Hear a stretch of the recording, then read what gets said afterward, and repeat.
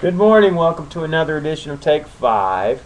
It is Thursday, June 16th, 2011, and you're getting the second version of this because I thought I did a great job on the first one, but it wouldn't upload. So hopefully you're actually watching this one, which means it successfully uploaded. We're in Matthew 26, and I got to do it again, hopefully as good as I did the first time. Now, Matthew 26, verse 6, when Jesus was at Bethany in the house of Simon the leper, a woman came up to him with an alabaster flask of very expensive ointment, and she poured it on his head as she reclined at table.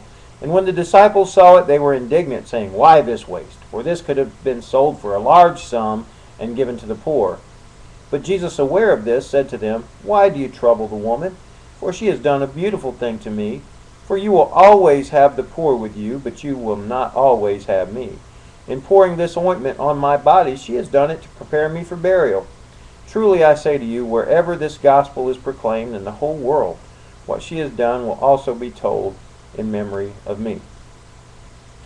All right, what you got here is a demonstration of love. Now the thing about love is expensive, it's extravagant, and it's impractical. Even in today's society, when we want to show love, we do things that are expensive, impractical, and extravagant. Think about a wedding. Weddings are very expensive, but wedding is a celebration of love.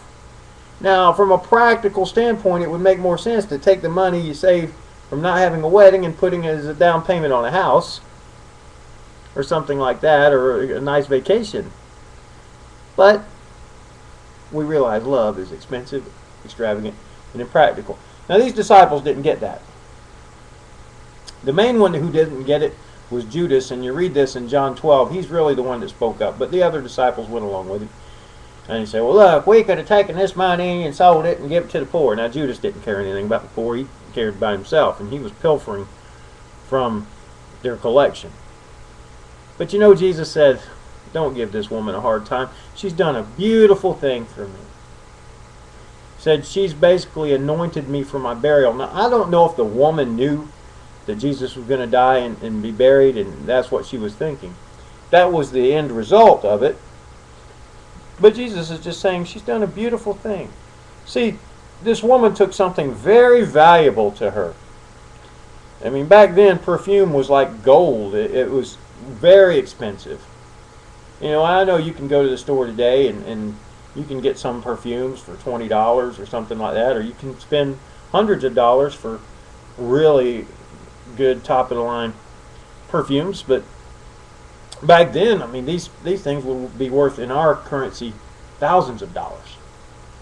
So it was very impractical that she would break the thing open. I mean, she didn't just use a little bit. She broke the jar open and poured it all on his head, which you just didn't do. I mean, with that kind of perfume, as expensive as it was, you just used a little bit. She used it all. She poured it all out on him. And Jesus says, "You've done a beautiful thing." And as he said, wherever we teach the gospel, we're going to tell this story. And here we are 2,000 years later, teaching the gospel and telling the story. So I want to encourage you, don't worry about what other people think.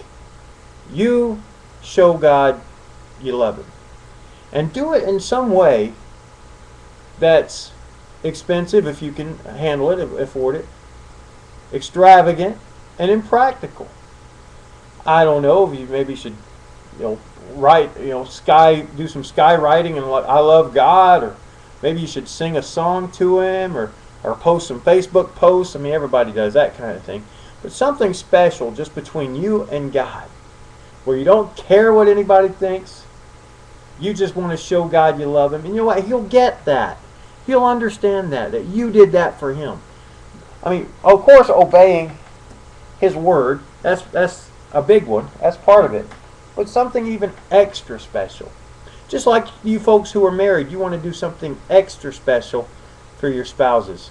And those of you with children want to do something extra special for them sometimes, besides just providing the basic home and clothes and food and things like that. Sometimes you want to get them an expensive gift. You want to show them you really love them, or maybe spend extra time with them, or give your gifts, your talents, in an extra special way to them. Well, do that with God. He loves that. He appreciates that, because that's your personal thing that only you bring. What this lady did, nobody else did for Jesus. And He appreciated it. He really did. He commends her. Says she's done a beautiful thing. Do something beautiful for your Lord today. All right? That's one of my favorite passages of Scripture. Tomorrow, one of my least favorite passages of Scripture. You'll see why. Come back tomorrow on the next edition of Take 5.